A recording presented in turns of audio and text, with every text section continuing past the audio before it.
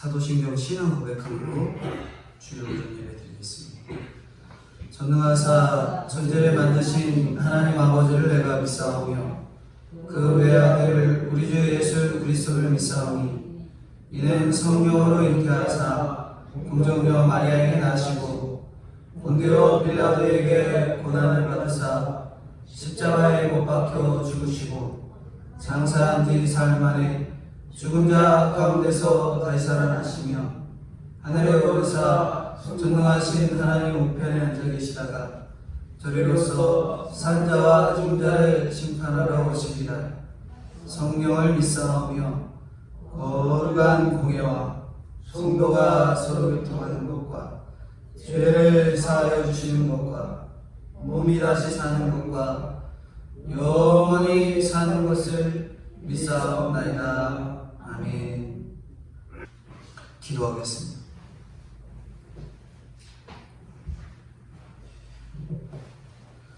거룩하시고 은혜가 풍성하신 주님, 주님의 은혜와 사랑을 진심으로 감사합니다. 성도로 불러주시고 하나님의 자녀 삼아주시고 주님의 은혜 속에 살아가도록 인도해 주신 주님, 주님의 은혜와 사랑을 진심으로 감사합니다.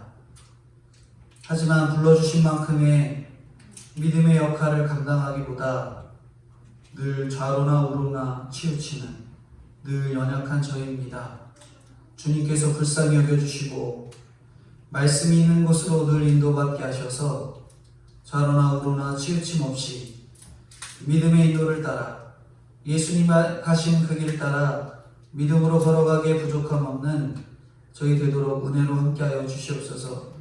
특별히 5월 가정의 달로 하나님 얼마나 가족과의 시간이 부족했기에 하나님께서 늘 가족과 붙어가라고 깊은 시간을 갖도록 여러 환경을 허락하시고 그 속에서 서로를 알아가고 믿음으로 권면하고 말씀으로 권면해 줄 수 있는 귀한 시간들을 주님께서 허락해 주셨지만 저희는 아직도 연약한 거로 불러주신 만큼의 회답보다 오히려 이런 왼수랑 사는 게 너무 힘들다 하며 떨어지려 하고 더 멀리 가려 하고 불평하고 불만하는 그러한 가족이 되고 말았음을 하나님 앞에 회개하오니 주님 불쌍히 여겨주시고 하나님이 붙여주신 믿음의 가정 속에 하나로 믿음으로 똘똘 뭉쳐 주님께 영광 돌리는 하나님의 가정으로 성장될 수 있도록 주님 은혜로 함께하여 주시고 인도해 주시옵소서. 그러하기 위해 아내는 남편에게 복종을, 남편은 아내에게 끊임없는 사랑을, 부모는 자녀에게 인격적인 대우를, 자녀는 부모에게 순종을 배워서 이 땅 가운데 저희들에게 하나님의 자녀로 불러주신 만큼 하나님께 그렇게 부부요, 부모요, 하나님의 사랑의 자녀로 관계를 잘 맺어낼 수 있도록 도와주시고 육신적인 가정도 그렇게 동일하게 하나님이 베풀어 주신 교훈처럼 지낼 수 있도록 주님 은혜로 함께하여 주시옵소서. 이 시간도 저희들에게 꼭 필요한 말씀이 들릴 수 있도록 도와주시고 한 가지도 흘리지 않고 마음에 새겨드는 귀한 시간 될 수 있도록 주님 인도해 주옵소서. 교회로 오는 길 가는 길 주님 안전 가운데 지켜주시고 세상에 끊임없는 바이러스로 인해 두렵고 떨림이 아닌 믿음의 담대함과 주님을 의지함으로 어떤 일 가운데서도 주님께 감사하며 예배를 동참할 수 있도록 주님 은혜로 함께하여 주시고 인도해 주옵소서. 시종을 주님 아버지 앞에 맡겨드리오며 거룩하시고 은혜가 풍성하신 예수님의 이름 받들어 기도드리옵나이다. 아멘. 성경 말씀 보겠습니다. 성경 말씀은 마태복음 16장 13절입니다. 예수께서 빌립보 가이사랴 지방에 이르러 제자들에게 물어 이르시되 사람들이 인자를 누구라 하느냐? 이르되 더러는 세례 요한, 더러는 엘리야, 어떤 이는 예레미야나 선지자 중에 하나라 하나이다. 이르시되 너희는 나를 누구라 하느냐. 시몬 베드로가 대답하여 이르되 주는 그리스도시요 살아계신 하나님의 아들이시니이다. 예수께서 대답하여 이르시되 바요나 시몬아 내가 복이 있도다. 이를 내게 알게 하니는 혈육이 아니요 하늘에 계신 내 아버지시니라. 또 내가 네게 이르노니 너는 베드로라. 내가 이 반석 위에 내 교회를 세우리니 음부의 권세가 이기지 못하리라. 내가 천국 열쇠를 내게 주리니 내가 땅에서 무엇이든지 매면 하늘에서도 매일 것이요 내가 땅에서 무엇이든지 풀면 하늘에서도 풀리라 하시고 20절 같이 보겠습니다. 이에 제자들에게 경고하사 자기가 그리스도인 것을 아무에게도 이르지 말라 하시니라. 아멘. 오늘 13절부터 20절까지 예수님께서 제자들, 특별히 베드로가 예수님의 질문에 신앙을 고백하는 장면들이 나옵니다. 이 본문을 통해서 이 베드로를 향해 주신 이 권면과 특별히 이 말씀 이후에 교회가 세워질 때 있어서 진짜 하나님의 말씀의 이 기준의 터에 세워진 진짜 복이 있는 교회에 대해서 한번 살펴보려고 합니다. 진짜 복이 있는 교회. 요즘에는 교회들이 엄청 많잖아요. 골목 하나 뛰어 하나, 특별히 저쪽 영화동 쪽은 가는 길마다 건물 하나에 상가처럼 교회들이 다닥다닥 붙어 있는데, 과연 우리가 수많은 교회 가운데 내가 이 교회가 참 교회다, 진짜 복이 있는 교회다, 그렇게 생각하고 계신지, 특별히 저희 교회를 출석하시면서도 이 교회가 참 복이 있는 교회다, 진짜 복이 있는 교회다 라고 믿음으로 생각하고 계신지 한번 깊이 생각해 볼 필요가 있습니다.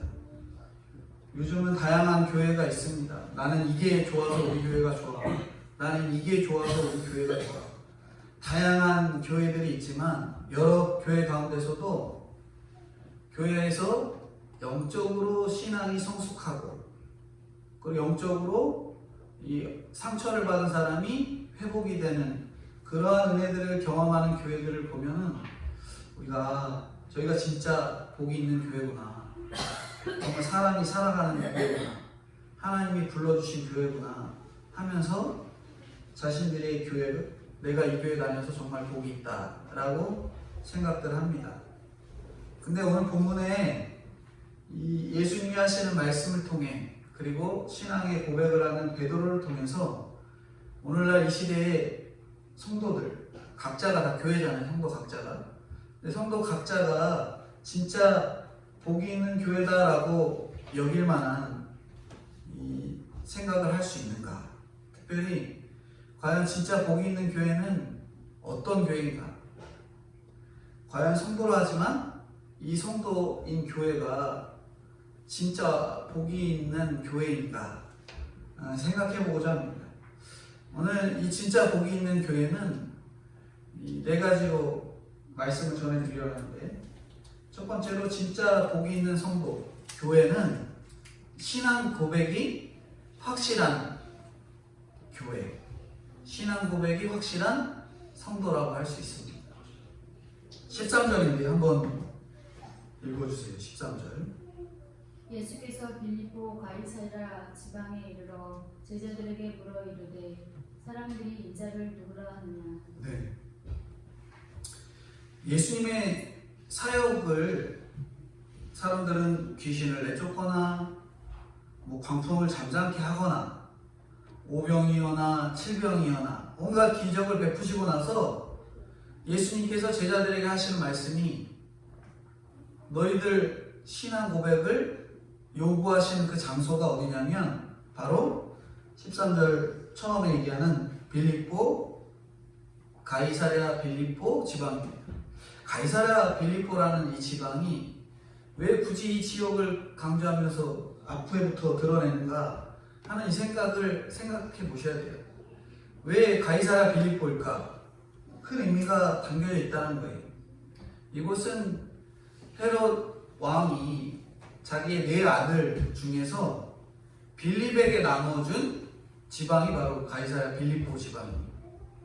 근데 이 가이사 아구스토, 즉 황제에게 흰 대리석 신전을 지어서 바친 곳이 바로 여기 가이사랴 빌립보죠.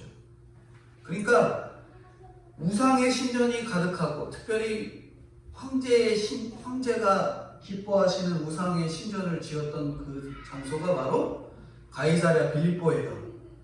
그러니까 그 지역이 우상이 부글부글 드글드글 끓는 지역입니다. 그런 곳에서 예수님의 제자들에게 신앙을 고백하는 것을 요구하시는 거예요. 유다 북쪽 경계 지역에서 마치 예루살렘에서 먼 떨어진 곳이거든요. 예수님은 사람들이 아니라, 자기를 따르는 사람들이 아니라 자기를 늘 쫓고 자기 제자라고 여기는 제자들에게 들어야 할 신앙 고백, 그것들을 여러 가지 상황, 마치 오병이 있었을 때, 야 너희는 나를 누구라 하느냐, 막 당장 먹을 거 주고 병 고치고 하는 일들을 행한 다음에, 야 너희 나를 누구라 할 거냐, 누구라 하느냐, 그런 게 아니라 그냥 우상이 드글드글 끓는데 이제 걸어가셔서 제자들한테 물어보는 거예요. 너희는 나를 누구라 하느냐, 인자를 누구라 하느냐. 그간 내가 기적을 베풀었는데 내 사역의 결과를 무엇이라고 생각하느냐. 그동안의 것을 다 보고 이제 다 와서 우상의 신전이 있는 그 가이사랴 빌립보에 와서 너희는 나를 누구라 하느냐, 이렇게 물어보는 거예요. 로마 황제에게 바친 세계의 온갖 명품이 드글드글한 그 도시에서, 사람들이 부러움을 사는 그곳에서 제자들에게 물으신 거죠. 저희 생각해 볼 필요가 있어요. 다른 때 아닙니다. 힘들고 어렵고 고통스럽고 몸이 아프고 자녀가 아프고 부모님이 아프고 내 육신이 아프고 직장에서도 힘들고 할 때 주님을 부르짖는 것은 쉬울 수도 있습니다. 하지만 반대로 아무것도 없어요. 내가 노력해도 되는 게 하나도 없고 힘들고 고통스럽습니다. 그 가운데 거꾸로 너무나 많은 것들을 얻게 하시고 여유 있게 하시고 주님 없어도 살 것 같은 그런 환경에 거했을 때 예수님께서 제자들에게 물어보시는 거예요. 너희는 나를 누구라 하느냐. 세상에 의지할 것 많은 이 도시에 내가 너희를 데리고 왔는데 너희는 과연 나를 누구라 하느냐. 그렇게 물어보시는 거예요. 어떻게 대답하실 것 같으세요? 정말 힘들고 어려울 때는 주님이 저를 지켜 보호해 주셔야죠, 이렇게 얘기하겠지만, 돈도 많고 여유도 있고 상황도 넉넉한 이 시기에 너희는 나를 누구라 하느냐. 주님은 그냥 주님이시죠. 저 사랑해 주시는 주님이시잖아요. 그렇게 하고 말 것인지, 아니면 주님이 여태까지 주님이 없었으면 저 죽을 수밖에 없었습니다. 주님이 없이 제가 어떻게 살 수 있습니까? 라는 이런 신앙 고백이 나올 수 있겠냐라는 것이지요. 근데 주님께서는 그렇게 의지할 것 많은 그곳에, 생각할 것 많은 그곳에, 주님 아닌 것을 바라볼 것 많은 그곳에서 주님이 그렇게 질문을 하십니다. 오늘이 그 시대 같아요. 의지할 것 많고 살 것 많고 여유 있는 이 시대에 주님이 저희들에게 과연 너는 나를 누구라 하느냐, 너는 나를 누구라 고백하느냐 물으시면 어떻게 대답하실 것인가요? 예수님이 기적을 베푸셨어도 사두개인과 바리새인들은 어떻게 해요? 지난 시간에 말씀드렸지만 여전히 못 믿어서 끝에 뭘 구해요? 하늘로부터 오는 표적을 구하지요. 그러나 예수님께서는 뭐밖에 없다 그래요? 뭐밖에 없다 그래요? 요나의 표적밖에 없다. 노나의 표적밖에 없다고 말씀하시면서 너희가 안 믿으니까 내가 십자가 지고 죽으러 간다. 너희가 안 믿으니까 내가 그렇게 한다. 이렇게 말씀하시는 거예요. 그리고 예수님은 제자들을 자신이 이 제자들 12명의 제자 가운데 자기를 어떻게 생각하는지 궁금해 하신 거죠. 다른 사람 말고 그래도 3년 가까이 날 따라온 제자들, 3년 넘게 날 따라온 제자들, 너희는 나를 누구라고 생각하는지 궁금해 하신 거예요. 14절입니다. 14절 읽어주세요. 다른 이르되 더러는 세례 요한 더러는 엘리야 어떤 이는 예레미야 나 선지자 중에 하나라 하나이다. 네. 제자들은 예수님의 질문에 그래도 이렇게 대답해요. 예수님 참 그래도 세상 사람들은 참 좋은 사람으로 여깁니다.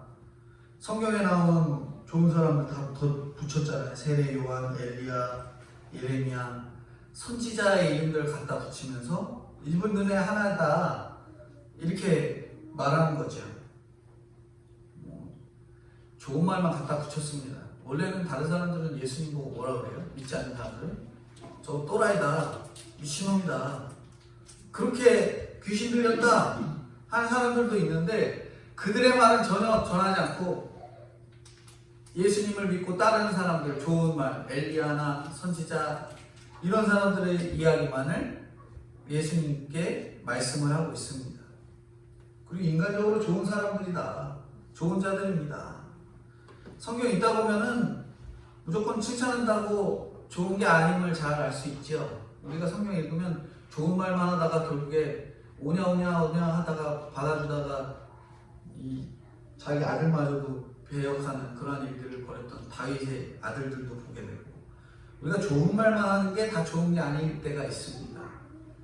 예를 들어서 누군가 저희들을 평가할 때 너 참 성실하구나, 일도 잘하는구나, 다 좋다, 근데 너 그거 교회 가는 거 하나만 딱 안 했으면 좋겠다. 근데 우리는 이 말 들으면 어떤 생각이 드세요? 사람들이 난 좋게 평가하는구나, 나 성실하다고 여기는구나, 그것만 들려요.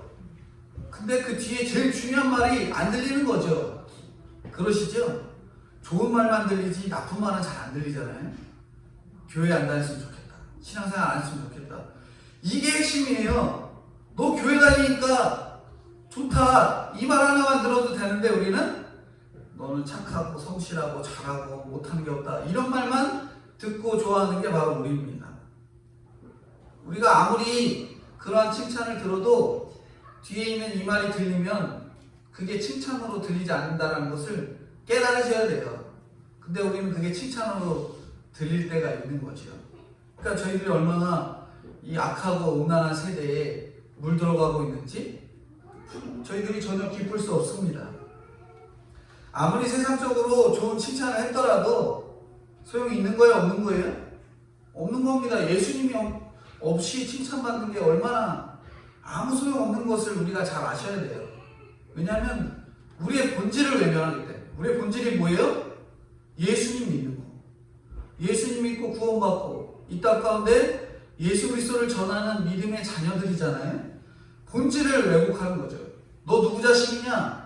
저희 자녀한테 야 너 누구 자식이야? 그랬더니 저희 아버지는 석진국이 아니고 뭐 박진국이고 김진국이라고 얘기하면 완전히 다른 성씨, 다른 사람으로만 살겠다고 얘기하는 자녀가 되는 거잖아요. 우리가 예수님 믿는 자녀입니다라고 말하지 않고 숨기는 거죠. 그거 자꾸 숨기면 결국에 본질 외면하고 예수님 떠나가고 다른 것만 좋다고 쫓아가고 그렇게 하는 거예요. 15절인데요.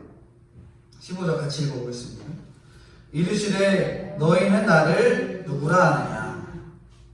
이제 다른 사람들이 나를 누구라 하느냐를 떠나서 이제 너희는 나를 누구라 하느냐 물어보는 거예요.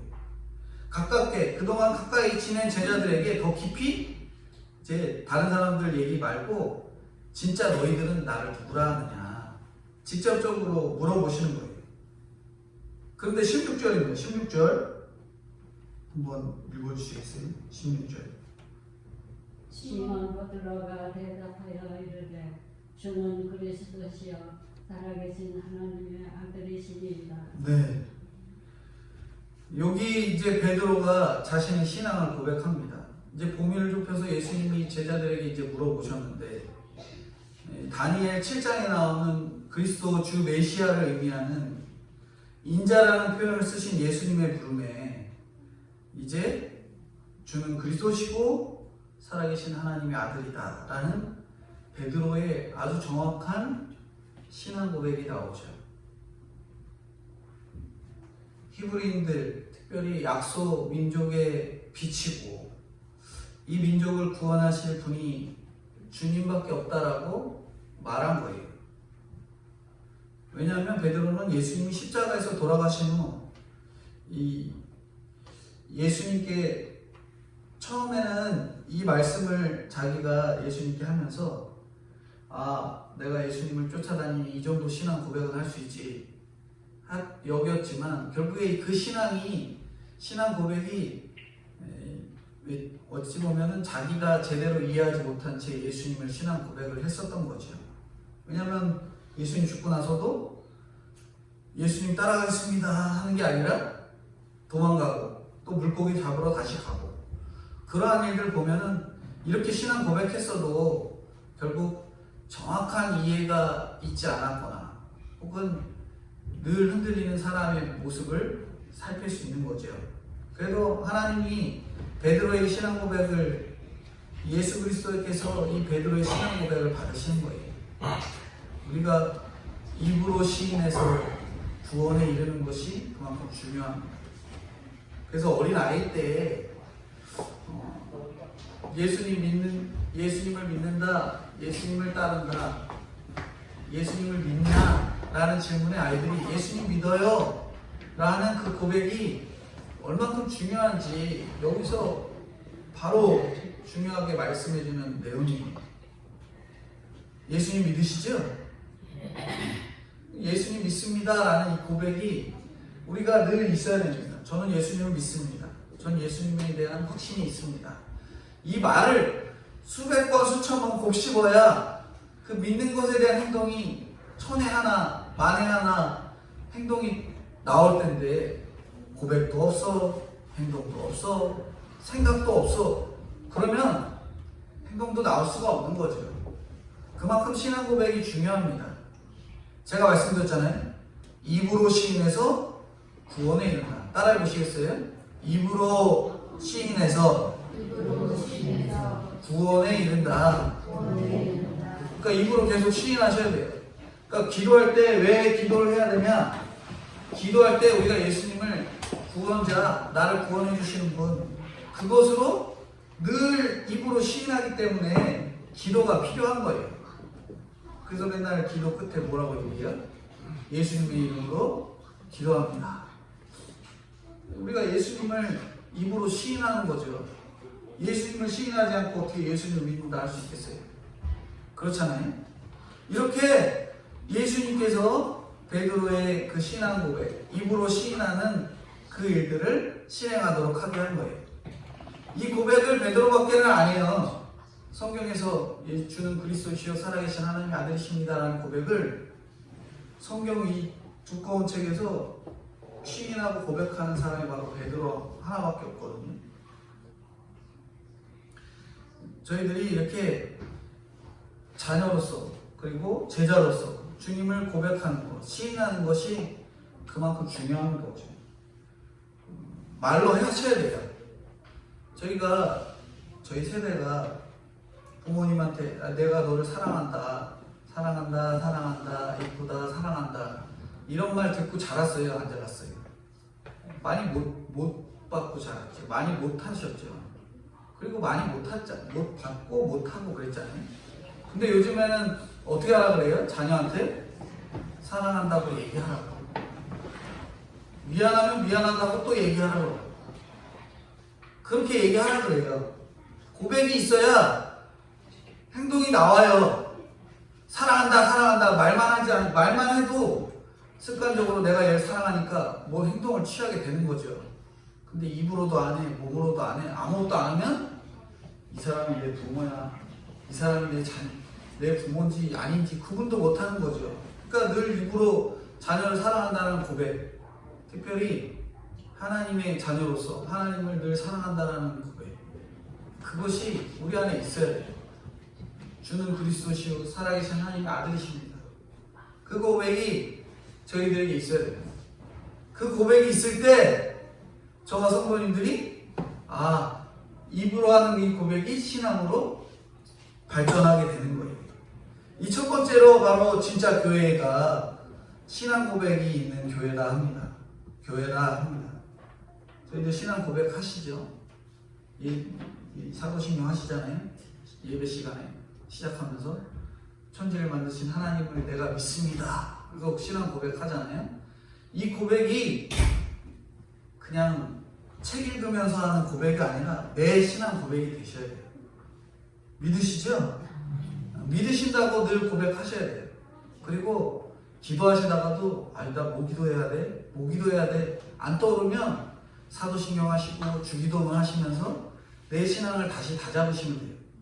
그러면 바로 내 신앙 고백을 통해서 내 자신 교회가 세워지고, 내 자신의 교회가 세워지면 내가 다니고 있는 교회, 내가 속한 그 교회가 올바로 진짜 교회로 세워질 수 있습니다. 진짜 복이 있는 교회 두 번째는 사람이 세운 교회가 아니고요, 바로 아버지 하나님께서 세우신 교회입니다. 17절 한번 읽어주세요. 예수께서 대답하여 이르시되 바요나 시몬아 내가 보겠구나. 이를 내게 알게 하는 혈육이 아니오 하늘에 계신 내 아버지시니라. 네, 바요나 시몬아. 왜 바요나 시몬아 할까요? 시몬 베드로의 혈통을 이야기하는 거예요. 그리고 네가 한 이 고백, 너의 아버지, 너의 족보, 너의 혈통 때문이 아니라 누구 때문에 하는 고백이다? 하늘에 계신 아버지 때문에 한 고백이다 라고 말씀하는 거예요. 가끔 우리가 부모님의 신앙 따라서 교회 나가서 모태신앙이거나 어려서부터 교회 다니는 경우가 있잖아요. 내 부모님의 아버지를 믿습니다. 그게 아니라 나의 아버지를 믿습니다 라는 고백을 해야 된다는 거죠.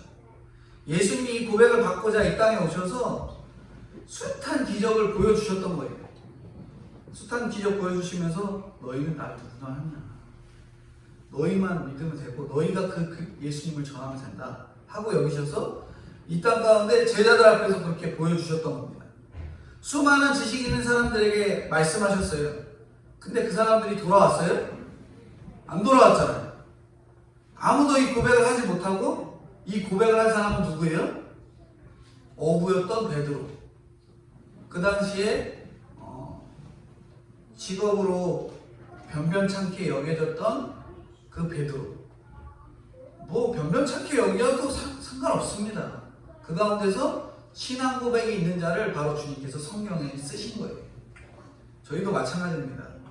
어떤 형편에서든 어떤 상황에 있든지 예수님을 고백하면 주님께서 그 상황이 어떻든 간에 가장 좋은 곳으로, 그리고 성경에 이 베드로를 기록하고 있는 것처럼 우리의 그 신앙 고백이 아버지께서 세우신, 아버지 때문에 하신 고백으로 믿고 나가시고 쫓아야 됩니다. 12제자 중에서도 베드로만 그런 고백을 했기 때문에 베드로를 수제자라고 해요. 여러분, 예수님 제자 12제자 중에 베드로가 예수님의 제자인데 수제자라고 얘기하는데, 왜 수제자라고 얘기하냐, 바로 베드로만 이렇게 주는 그리스도시요 살아계신 하나님의 아들이십니다 라고 고백한 이 고백을 했기 때문에 베드로만 수제자라고 해요. 수제자. 그렇게 얘기합니다. 어떤 힘든 일이 있어도 베드로가 첫 번째로 고백한 거죠. 이 고백이 어려운 거예요.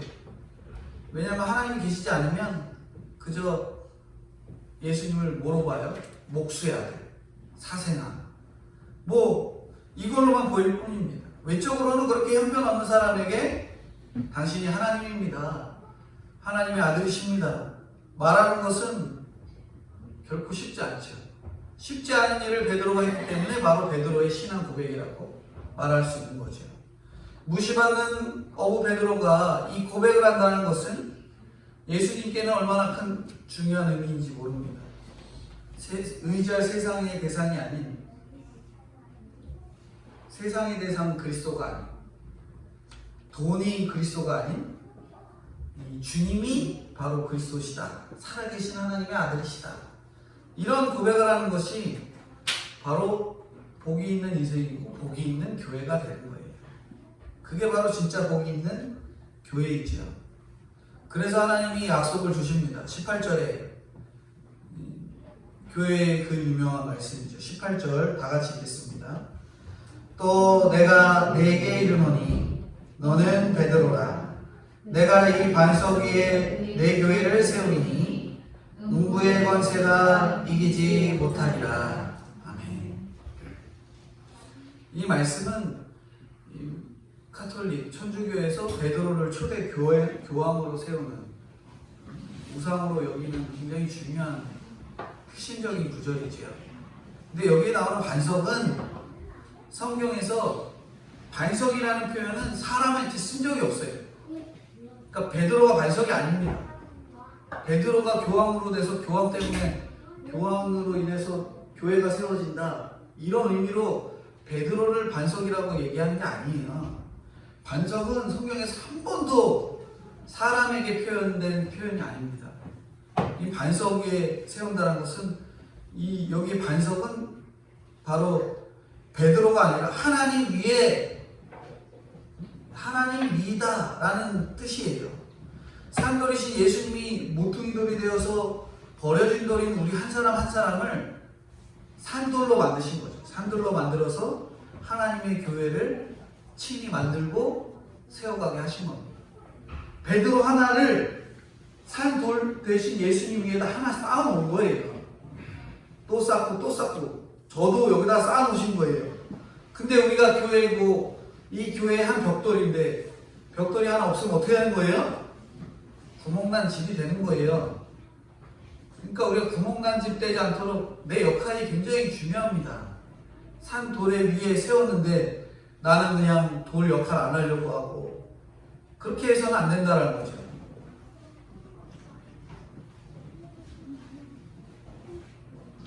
그리고 골로새서 2장 9절에 보면은 그곳에는 신성의 모든 충만이 육체로 거한다 이렇게 말합니다.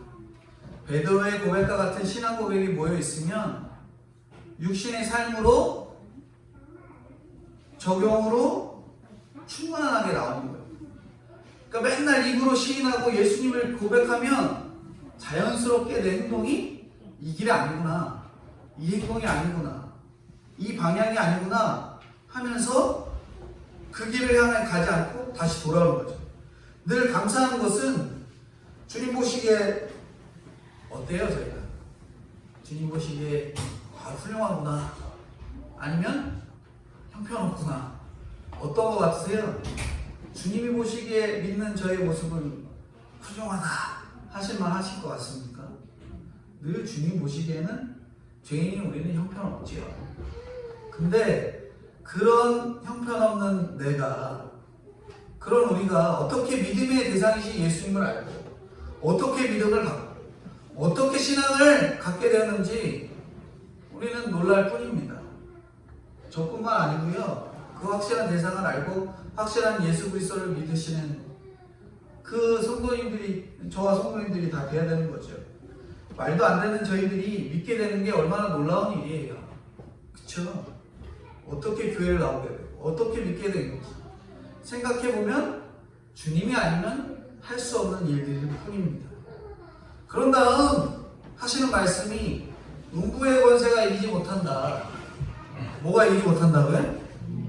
음부의 권세가 이기지 못한다 약속하십니다. 음부는 지옥, 죽음을 뜻하는데 이 땅에서 가장 마지막으로 멸망받는 원수는 사망이에요.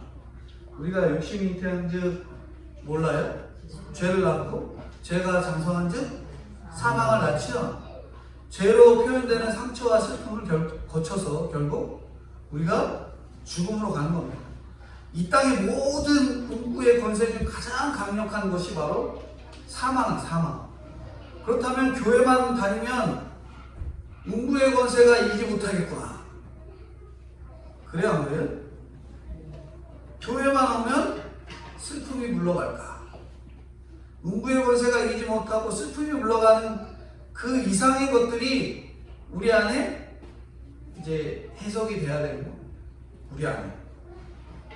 난 이기지 못한다고 했는데 왜 나는 맨날 저는 믿지 않는 사람한테 피해를 입고 고통을 당하고 믿지 않는 사람만 저렇게 잘 되는 거야? 하고 이렇게 해석이 안 될 때가 있어요. 근데 우리는 그게 해석이 되는 거죠. 음부의 권세는 원어를 직역으로 풀면 음부의 문입니다. 음부의 문. 음부와 지옥과 그리스도가 싸우시는데 싸울 때 자기 집 문짝을 뜯어갖고 싸우는 사람이 없잖아요. 뭐 내 문짝 뜯어갖고 막 싸우는 게 없잖아요. 음부는 꼼짝 안 하고 그 자리에서 우리에게 싸움을 거는 거죠. 이걸 어떻게 해석하냐면 이 땅의 모든 것은 음부의 세계잖아요. 근데 공동묘지처럼 입을 쫙 벌리고 있습니다. 내 속에도 이런 음부가 자리 잡고 있고요. 집에도 있고 집을 나서도 있고 죽음의 권세가 저희를 늘 둘러싸고 있잖아요. 근데 예수 안 믿으면 지옥 가니까 안 믿는 부모와 친구들이 죽음의 권세를 가지고 나를 계속 기다리는 거예요.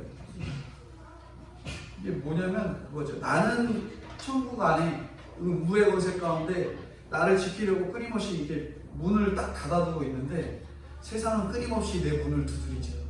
음부의 권세가 유혹을 하고 여기가 더 좋지 않냐, 여기가 더 여유롭고 여긴 좀 생각하면 조금 행복한 장소가 아니냐, 그렇게 둘러싸여서 저희들을 넘어뜨리려 하고 유혹하고 문을 열려 합니다. 그러나 확실한 신앙 고백을 한 사람은 그 권세를 이기는 거지. 여기가 확실한 장소지 거기는 그냥 헛구고 아무것도 아니고 그렇게 음부의 권세를 뚫고 이겨내는 겁니다. 우리가 엄마의 뱃속에 있다가 출산할 때 머리부터 나올 때 그 산도를 거쳐서 기가 막힌 커다란 세상에 나왔는데 엄마의 그 뱃속에서 나올 때 세상은 얼마나 커 보여요. 근데 우리가 그 이상의 천국은 생각해보면 더 대단한 일이잖아요. 내가 걸어가면 교회가 온다는 소리를 들어야 되는 거예요. 저희 그런 소리 듣습니까? 제 교회 다니는 애, 교회 다니는 애, 그렇게 인식하게 신앙생활하고 계시냐는 거죠.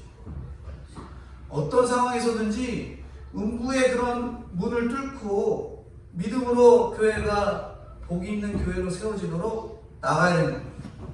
이스라엘 백성들이 바벨론의 포로 잡혀가기 전에 하나님께서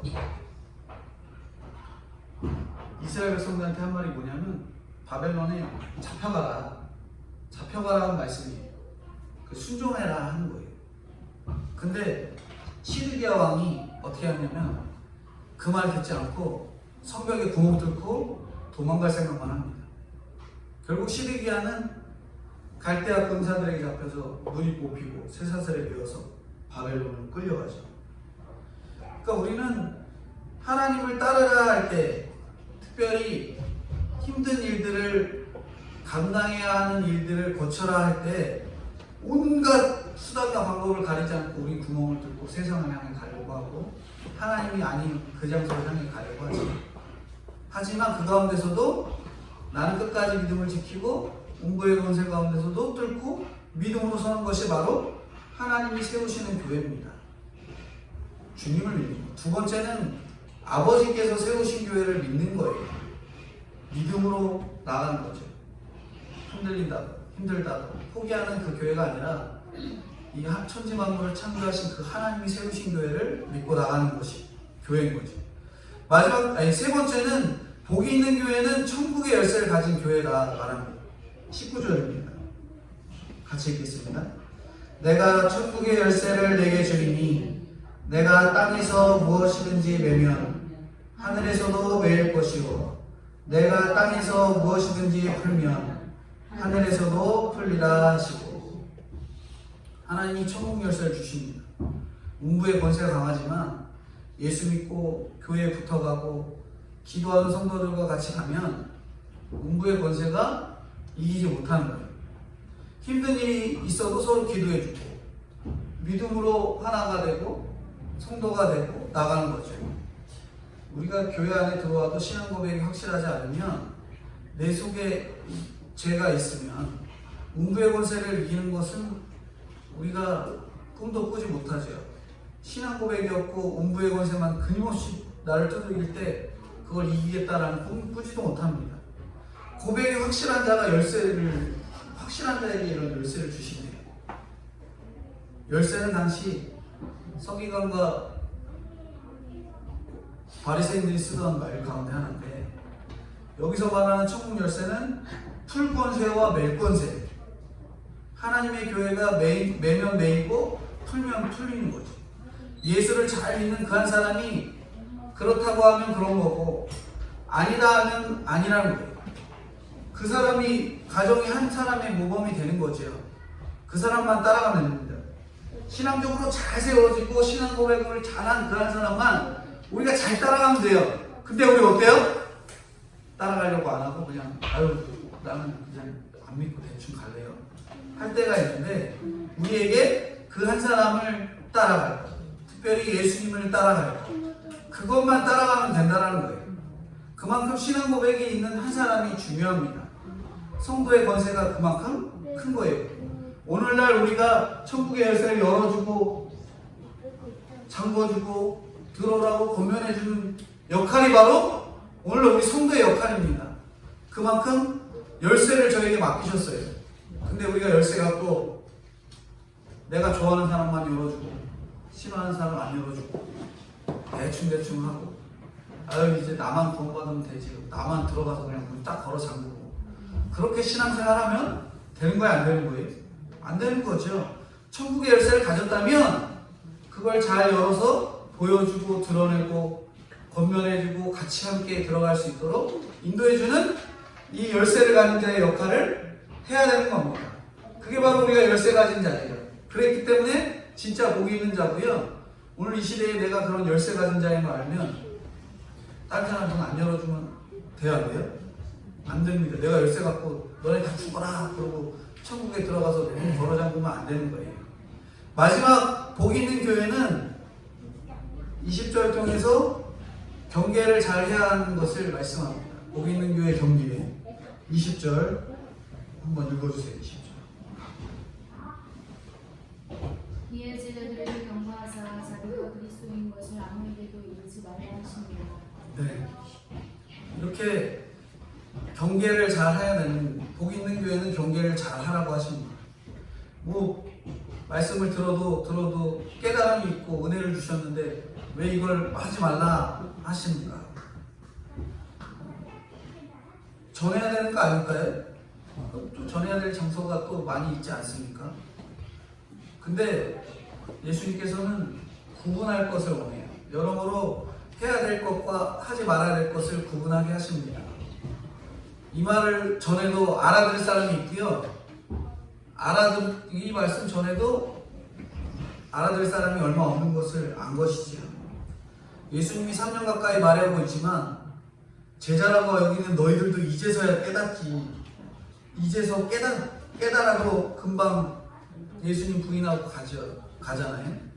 그러니까 필요할 때 경계를 잘 아셔서 지금은 너희가 전할 때가 아니다 라는 것을 말씀하시는 거예요.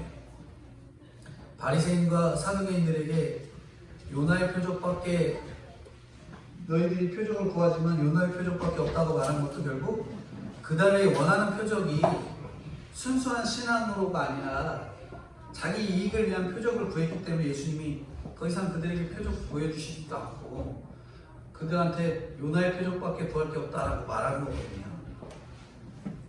말이 통해야죠. 그들이 받아들이려고 마음이 열려 있어야 되는데 열려 있지도 않은 데다가 열심히 듣다 보면 그게 되겠어요? 안 된다라는 것이죠. 아무리 말을 잘해도 들어먹지 않는 그들을 떠나고 전하시지 않는 거예요. 교회는 전해야 할 것, 전해도 듣지 않는 것을 정확하게 경계하고 나가야 됩니다. 그게 바로 주님이 이 복이 있는 교회가 해야 될 일이다라고 마지막으로 말씀한 거예요. 경계는 순수하게 우리 머리나 감정이 말씀의 기준에서, 감정이 아니라 오로지 말씀의 기준에서 구분해서 교회의 경계를 세워나가는 것, 그것들을 말씀합니다. 결론으로 말씀드리면 예수님은 우리를 이렇게 가이사랴 빌립보 같은 우상이 득실득실하고 의지할 것 많은 그곳에서 신앙 고백을 요구하십니다. 오늘 이 시대가 바로 우상이 드글드글한 시대고요. 그 시대에 우리에게 신앙 고백을 요구하세요. 베드로의 신앙 고백 한번 다시 같이 읽어볼까요? 베드로의 신앙 고백 16절 같이 읽겠습니다. 베드로가 대답하여 이르되 주는 그리스도시요 살아계신 하나님의 아들이시니이다. 이런 고백을 저희들에게 요구하십니다. 물질의 복을 받으면 그것이 영적으로 이루어져 나눠줄 것이 인생이 되어야 됩니다. 저희들 나눠줄 것이 있는 인생이 되셨습니까? 예수님의 복음을 나눠줄 수 있는 인생이 되시냐는 거죠. 신앙 고백이 확실하지 않으면 세상의 이 기복 종교와 다를 것 없습니다. 그렇기 때문에 이 신앙 고백 늘 읽고 따르고 다짐하고 나아가야 되는 거고요. 물질의 축복도 저희가 좋은데 그것을 넘어서서 어떤 환경에서도 예수님 전하고 또한 풀권세로 해결해 줄 수 있는 복이 있는 인생이 되어야 될 것을 말씀합니다. 우리가 세상적으로 구제도 좋고 봉사도 좋고 그렇잖아요. 근데 그건 교회가 아니더라도 할 사람들 많아요. 교회가 해야 될 역할이기도 하지만 교회가 아니더라도 다른 기관들이 할 수 있습니다.